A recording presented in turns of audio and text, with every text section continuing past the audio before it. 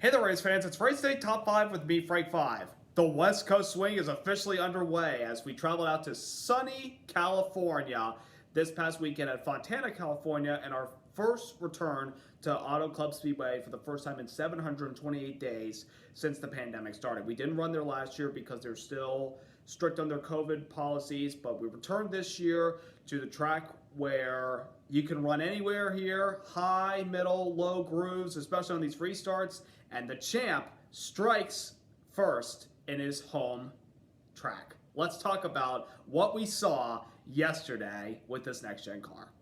Number one, Kyle Larson, the defending Cup Series champion, picks up his first Cup Series victory of the season, capturing yesterday's Wise Power 400 at Fontana or Auto Club Speedway, whatever one you want to call it, over Austin Dillon, Eric Jones, Daniel Suarez, and Joey Logano. Kyle Larson, coming off of a really rough Daytona Speed Weeks, was able to bounce back with a win yesterday after starting at the rear of the field. This is the first time he ever won a NASCAR race where he was starting at the rear of the field because of unapproved adjustments. He had a little faulty wire with the electronic systems after qualifying yesterday, so they had to change it and he had to start tail on Charlie, but he worked his way to the field. Not big because, obviously, even with these next-gen cars, they're evenly balanced, and even though he probably has one of the fastest cars, he had to take his time to get up through there. He got to the top 15, then he got to the top 10, and then he started hovering around the top 5 as we got towards that final stage.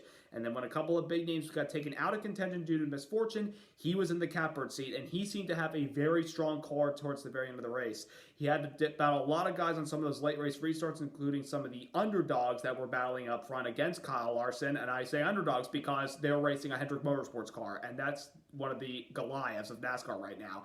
And Kyle Larson did what he needed to do, had some nice racing out there with a lot of other guys, and was able to pull through and get his first win of the season and his second win at this track. He won here 5 years ago in 2017, driving for Chip Ganassi Racing. So Kyle Larson now off to a hot start. Now he's officially locked into the playoffs. However, his win was not without controversy. With a couple laps to go within the race, he was battling side by side with Joey Logano on the front straightaway, and he got a side draft off of the 22 and pulled away to get a little bit of momentum away from the 22 car. And while that was happening, right behind him comes his teammate Chase Elliott, and Larson didn't know he was there and heard his spotter say, outside, outside, outside, meaning Elliott was there, and he squeezed Elliott into the wall and took Elliott out of contention for the victory. And Chase was not happy about that whatsoever. He was livid on the radio about what his teammate did to him. And the 9 team had been through a lot in that race. They were leading in stage 1, then they hit the wall, and at lap 37 he spun around and got 2 laps down, but got both of them back by the middle of stage 2 and started to methodically work his way to the field with a fast race car and was up in contention for the win at the very end with Larson and Logano. However, that contact hurt the toe link in the rear of the 9 car. He spun around again late, which set up the last restart of the race, and he had to settle for a 26th place finish 2 laps down. Larson did admit on the radio, I apologize, I didn't mean to get into him, it was not intentional, and I truly do believe that. I mean, even as a teammate, I do believe Kyle Larson did not mean to get into Chase Elliott. I mean, he was drifting up because he was focusing on the 22. He completely forgot or didn't know that the 9 car was there, and the spotter, Tyler Mon, even took responsibility for the situation, because especially the spotter stand here at Fontana, when these guys are running almost up towards the wall where the momentum is for the most part, you can hardly see the cars. You can hardly see who's got the runs coming on you. That's why there's a lot of wrecks in the front stretch sometimes. So I understand the situation that happened right there. Unfortunately, Hendrick Motorsports is going to have to deal with this. They got to win with Kyle Larson. However, they have a teammate who is the most popular driver in the sport, and he is one of those 2 guys. They've won the last 2 championships in NASCAR, so there's a little bit of work to do within Hendrick to put behind this incident and move on from it. I do believe they will, and I do believe, I mean, these guys are really good teammates. I mean, they both made the championship 4 last year. Elliott had a chance to defend his title. Kyle Larson ultimately got his first title in his return to NASCAR competition after his suspension in 2020. But there has to be a little bit of a reprimand with these drivers. They have to kind of calm them down. I know that the emotions of winning a race are really on the line, but in my honest opinion, I thought the 9 car was going to draft behind the 5 car and help push him by the 22 car. But I guess Elliott had too much momentum and he just decided to go to the outside, and Larson, again, didn't know he was there, slid up and hit him into the outside wall, taking him out of contention. And Larson ultimately was not happy about what happened, and he was very upset that he knocked into his teammate. So these guys will work it out. But regardless, though, Hendrick Motorsports still gets a victory with the 5 car, and they have officially punched their ticket to the playoffs. And I've got a feeling he'll be a championship contender come Phoenix. Number 2, Underdogs. We had so many Underdogs up front battling for the win on that last restart against Kyle Larson. 2nd through 4th place finishers, they gave Larson a run for his money. Austin Dillon in the number 3 car off a rough speedway to Daytona bounced back with a nice 2nd place finish yesterday. It looked like he had a little bit of momentum to try and run down Kyle Larson in the last lap and a half, but he just didn't have the experience that the 5 car did, but gave RCR a really good run. And I'll talk about his other teammate in a little bit. But Dillon, in the beginning of the race, was nowhere near the front. He was stuck in the middle of the pack. He was struggling with his race car, but they kept making adjustments, and he kept methodically working his way through the field, and he just put on an effort at the very end of the race. Eric Jones in the 43 car for Petty GMS Motorsports, 3rd place finish. And that was not off luck. That 43 car ran up front all day yesterday. I don't think it ever left the top 10. That car was strong. It was leading laps. It led the first 11 laps of the race, starting on the outside pole, and he just ran with them all day long. They had speed at Daytona last week till they got taken out in that late race wreck. And they bounced back this week with a solid top 5 run for the season. Petty GMS Motorsports, could they be the underdog we've been looking for to make the playoffs this year with a playoff caliber driver in Eric Jones if you give him the equipment and he has the luck to go along with it? He ran really well yesterday, and I'm very impressed with the performance that they put up with that Petty GMS 43 car. And then Daniel Suarez, he got a run on Kyle Larson in that last restart and passed him on the inside off of turn 2, and it looked like Suarez for Trackhouse Racing with Justin Marks, Ty Norris, and Pitbull, they're going to win their first ever NASCAR race as a team. However, it was not meant to be, as Larson got by him at the end and he slid back to 4th. Suarez was a little upset, but he said, we're getting close. We're going to win some races. I truly believe so. I mean, because he was struggling in the middle of the race, and then he methodically worked his way to the front at the very end. As I mentioned, for most of these guys, he put on a run at the end of the race, and those 3 guys got to be very proud of the performance they put together yesterday. And will that be the last we'll see of them? The only time we'll see them up at the front this year? Highly unlikely. I think they've got legitimate chances to run up front and battle for race wins and top 5s and top 10s. Great performance by all 3 of those guys yesterday, all powered by RCR engines. Number 3, Tyler Reddick. He was the dog yesterday. He was the dude. He was the man to beat. That car was on rails. That car was a rocket ship. Tyler Reddick started in the top 10 and quickly worked his way to the front by lap 12, passing Eric Jones. He won the first 2 stages, and the last 4 times we've been at this track, if you won stage 1, you won the race. Well, it looked like Reddick was going to be in position to do that. He was dominating stage 1 and stage 2 and was dominating the first part of stage 3, but with 50 laps to go, Reddick cut a left rear tire, fell way back in the pack, and clipped William Byron, who also had a fast race car, was trying to bounce back from a bad pit stop earlier in the race that pinned him in the middle of the field. They made contact off of 2 and both knocked into the outside wall. Byron out of the race. Reddick had to settle for a 24th place finish, which was very unfortunate because that was the car to beat. When Reddick fell out of contention for the win, that opened up the door for everybody, including the 5, the 22, the 9, the 43, the 99, the 3, and everybody else that was not really up to par with Tyler Reddick or William Byron for the most part yesterday. But like Austin Dillon, Suarez, and Eric Jones, as I mentioned, they're going to run up front a lot more this year after what we saw from them yesterday. The same can be said for Tyler Reddick. That dude is close to getting his first Cup Series victory. He's so talented. He's so good at these racetracks where it kind of almost acts like a dirt track because it's so bumpy and rough. You got to be pretty much wheeling it to the left and right and pretty much have to have your hands on control of the steering wheel, and kind of almost acts like a dirt race in a way. And of course, Tyler Reddick, his roots was dirt racing. So he put that to the test yesterday. He ran great, and it's unfortunate what happened to him, but I got a good feeling that the 8 car will be up front for a lot of these races this year. Mark my words, Tyler Reddick will probably make the playoffs again. Number 4, tires. At this track, as old and abrasive it is, now that Atlanta's been fully repaved, Auto Club is the oldest surface in NASCAR that we have right now, and it showed a lot of problems yesterday and over the weekend with these guys. With practice crashes, qualifying spins, and a lot of other incidents, these tires, the 18-inch wheels that we have, not 15-inch that we've had in the past, 18-inch wheels now, and of course 1 lug on each tire. They played havoc for a lot of guys yesterday. A lot of guys had their hands full in the early part of the race. Guys were spinning out, like Kyle Busch, Chase Elliott, as I mentioned, Brad Keselowski, Eric Almirola, and if you get on these seams, particularly in the corners, you're gonna lose control for the most part, especially if you put your tire on the wrong part of the racetrack on one of the seams. You're in for a handful, and a lot of those guys had it yesterday. And can you blame them? I mean, this racetrack is old; it hasn't been repaved. And I'm going to talk about the characteristics of the track in just a moment. But I mean, these guys were absolutely having their hands full, and they said this car is really hard to drive.